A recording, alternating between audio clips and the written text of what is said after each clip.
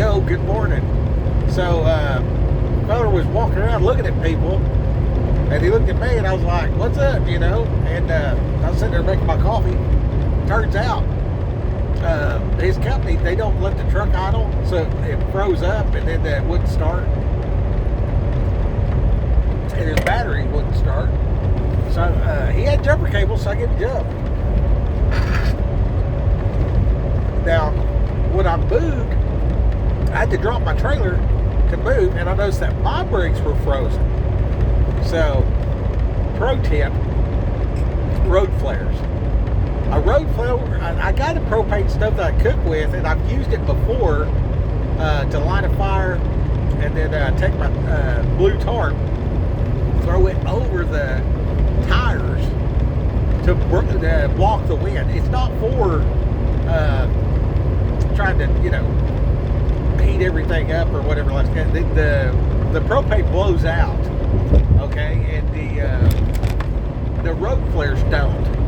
So you can take a road flare and hold it up there about where that S cam's at and all that, and you know, don't catch it on fire, but you can thaw things out, and enough to where they'll work. You know what I mean? It don't have to be.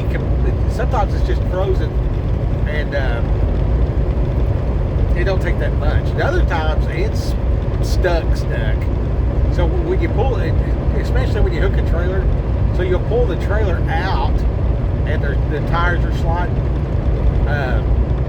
Heat them up, and then drive it backwards to release. Anyway, so I talked with this guy. I told him to save $100 every time he gets paid. Every Friday when paycheck hits, go to Walmart, buy, you know, your paper towels, dude wipes, and stuff like that, and add $100. Get it out of your debit card. That way your receipt, they don't charge you nothing like an ATM would.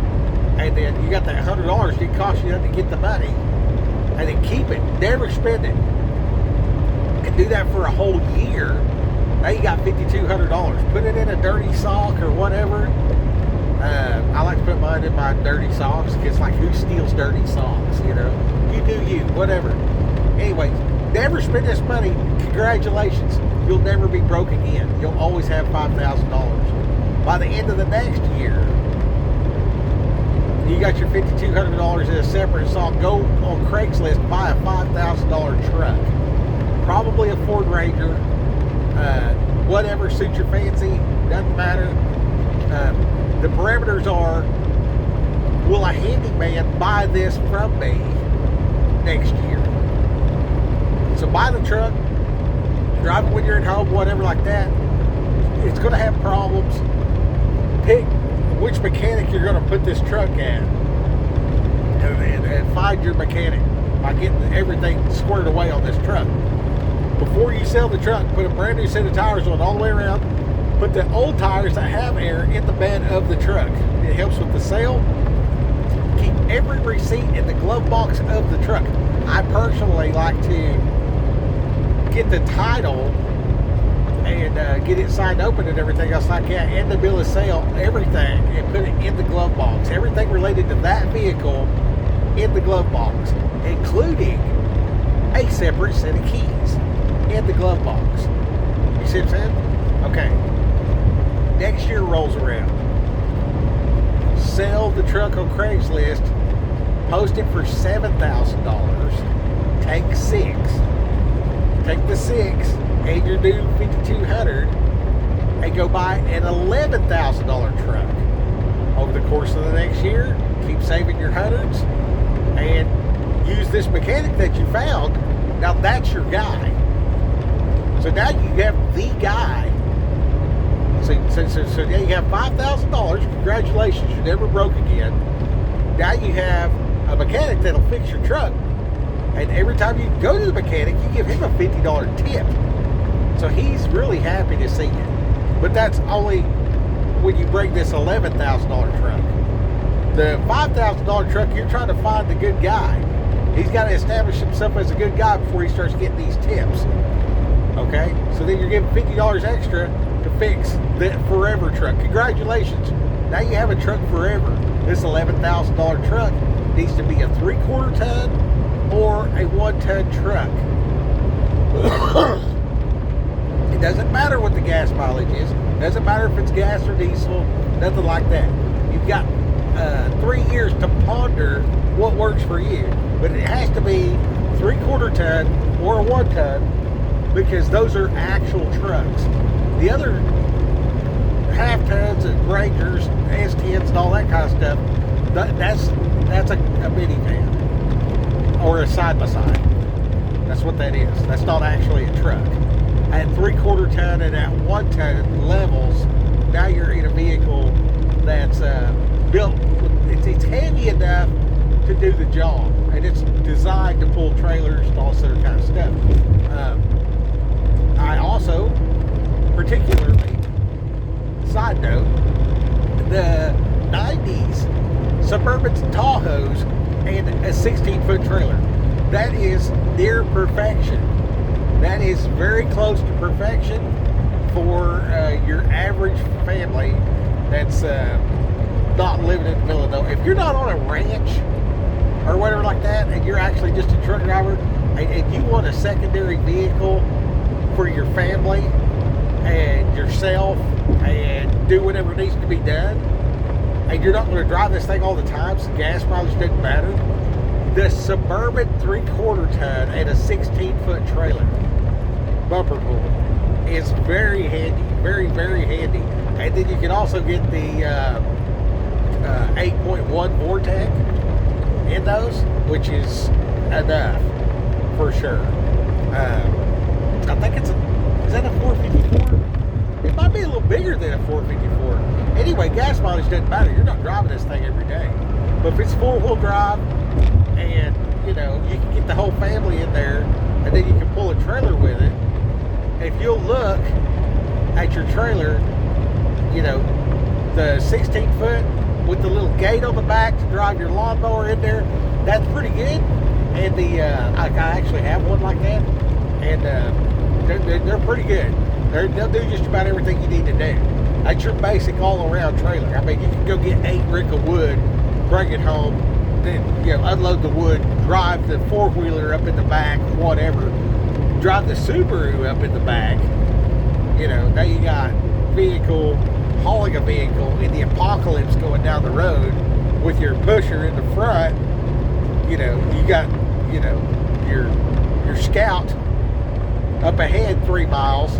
Then there's your family inside this Suburban. They got the backup Subaru.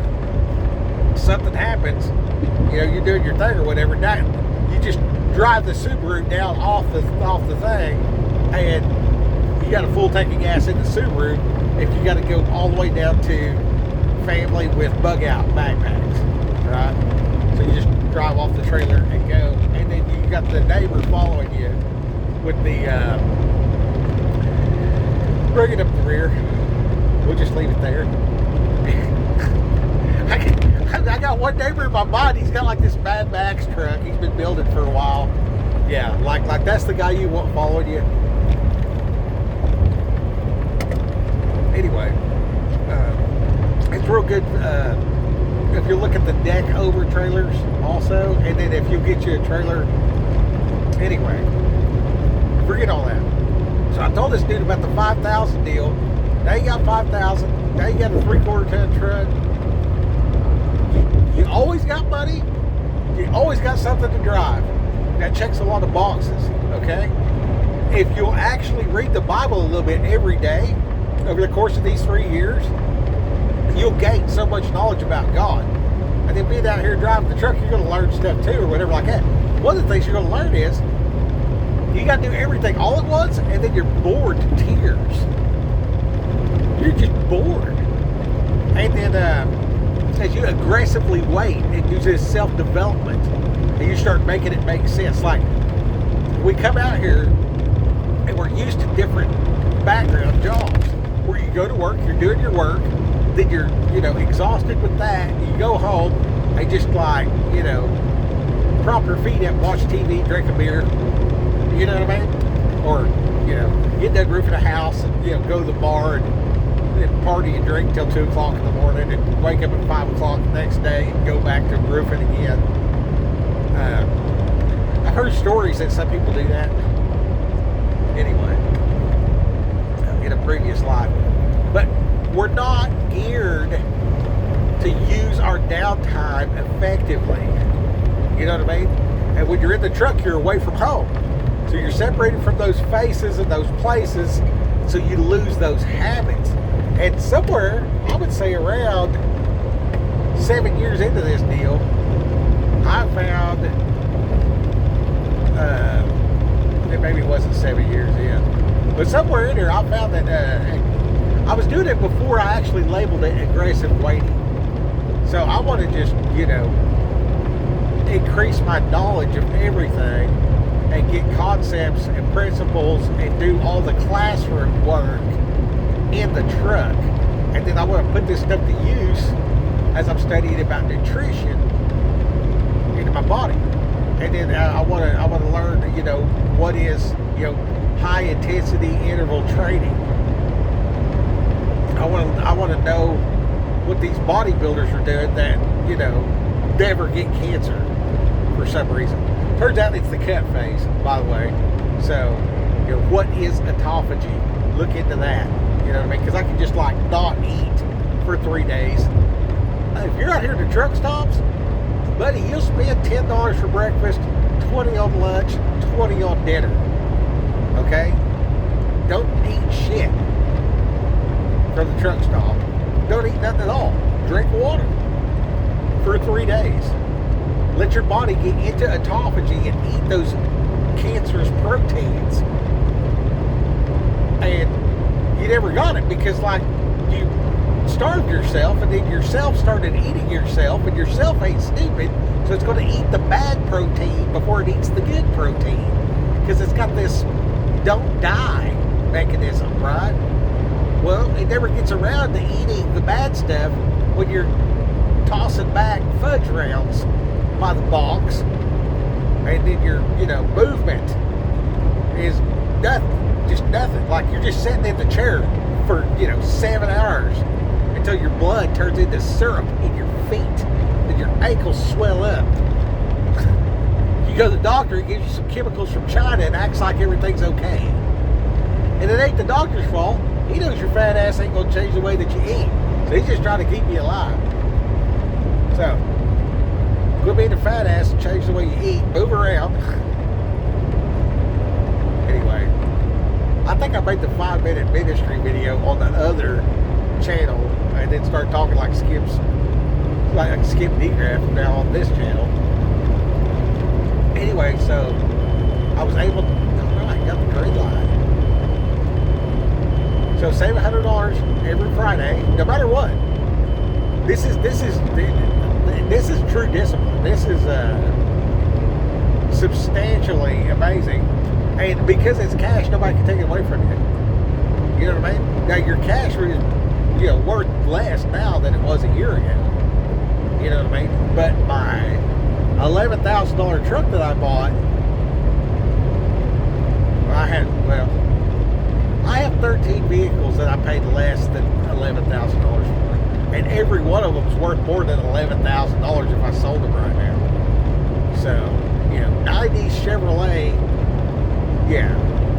90s Ford, yeah. If you're going diesel, I mean, the truck's probably not worth it.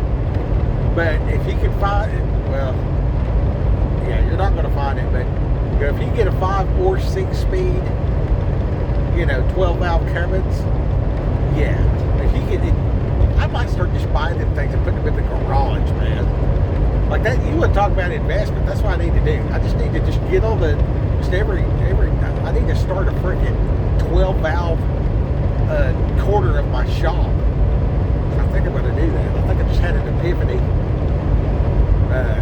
Yeah, that would be great. Be like, have a 24 pack of 12 valves just sitting in the corner. That would be nice, especially like post-apocalypse. Anyway, I don't know why I'm saying all that. Get your 5,000, get your vehicle squared away, read the Bible 3 times. Now you're at the end of the 3rd year. We're going into the 4th year. Take the $5,000 and invest it in somebody. Don't trust people, trust trades. We'll go with number 4 on the next one. Raquel, go get them.